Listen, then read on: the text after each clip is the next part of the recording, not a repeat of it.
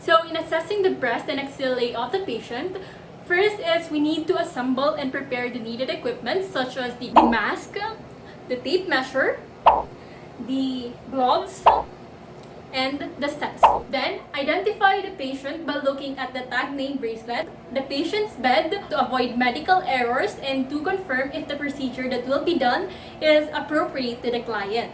Next is to provide some privacy to the patient by closing the windows or curtains for the patient to ensure that she is comfortable. Next is to wash hands properly using the proper technique to avoid transmission of microorganisms and infection to the part of the patient's body that will be assessed. Then, introduce self to the patient and explain the procedure thoroughly to gain full trust of patient as well as to allow their maximum cooperation of the assessment. Hi ma'am, I'm Carmela, student nurse of DK University, and I'm here to assess your breast as well as your axillae.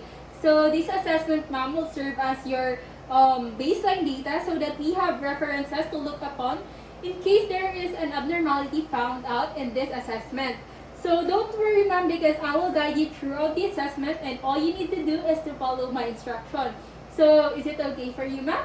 After, give a hospital gown and let the patient remove all the clothes in the upper extremities. So if there's a need to use for a drape, use one so that the only part that is going to be assessed is the only one that is being exposed. So I will be using a mannequin to better visualize the inspection of the breast. So first is to inspect the size and then the symmetry of the breast of the patient. So the shape should be rounded on both sides as well as it should be unequal, and then the skin should be smooth and intact and uniform in color.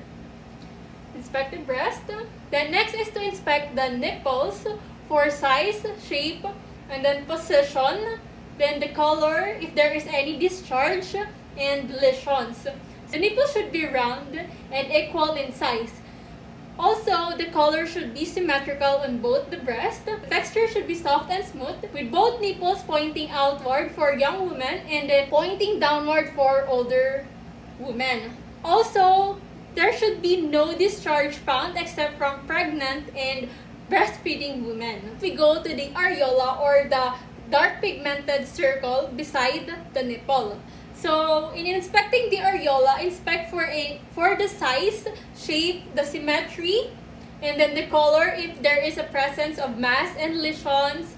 The areola should either be round or oval and bilaterally same with color. Also, the color varies from light pink to dark brown, and then some has the presence of the Montgomery tubercles, which is the small bump in areola that keeps germ away from the breast, which is located here.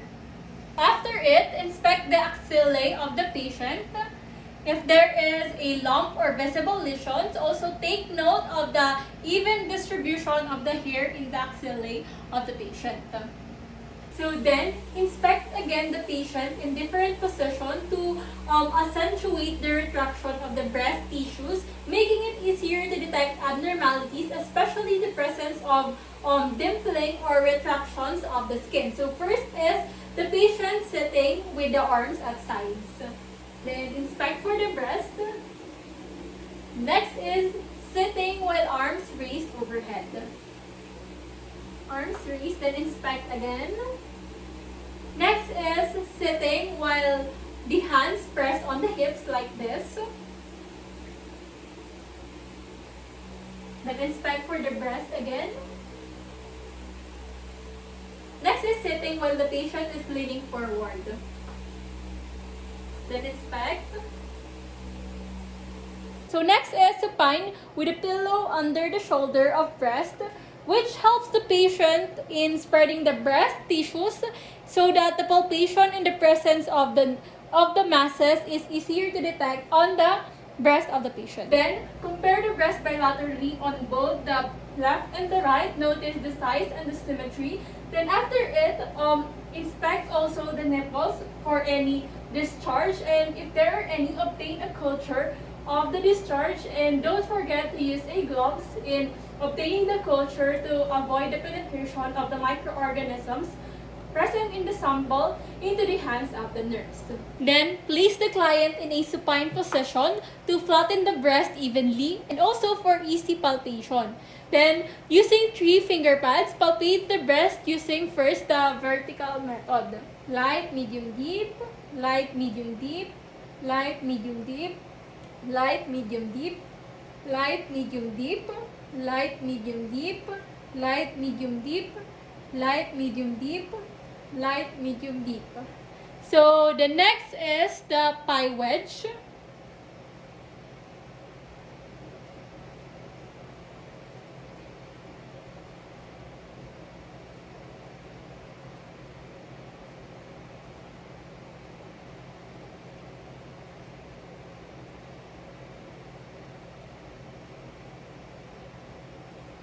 The next is the concentric circles.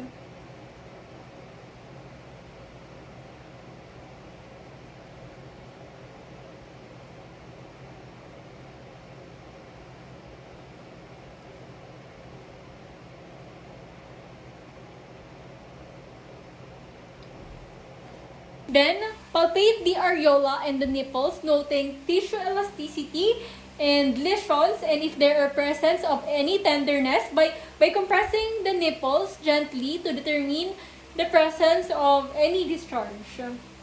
Also, take note to wear gloves if a discharge is present, as well as if there are any lesions available to be able to protect yourself in any microorganisms.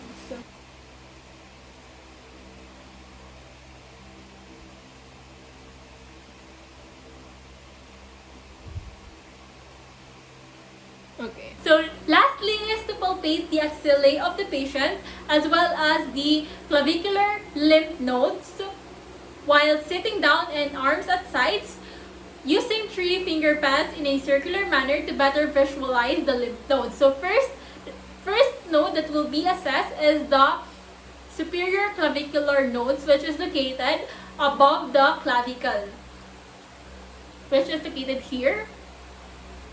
Then next is the inferior clavicular nodes, which is located inferior to the clavicles, which is located here. The next is the central, which is located at the center of the armpit, which is located here. The next is the lateral, which is located superior to the central, about here.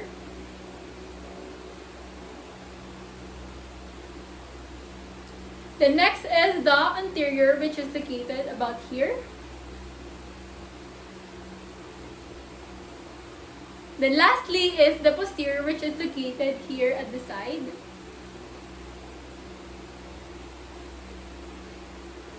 After, don't forget to document the findings and wash your hands.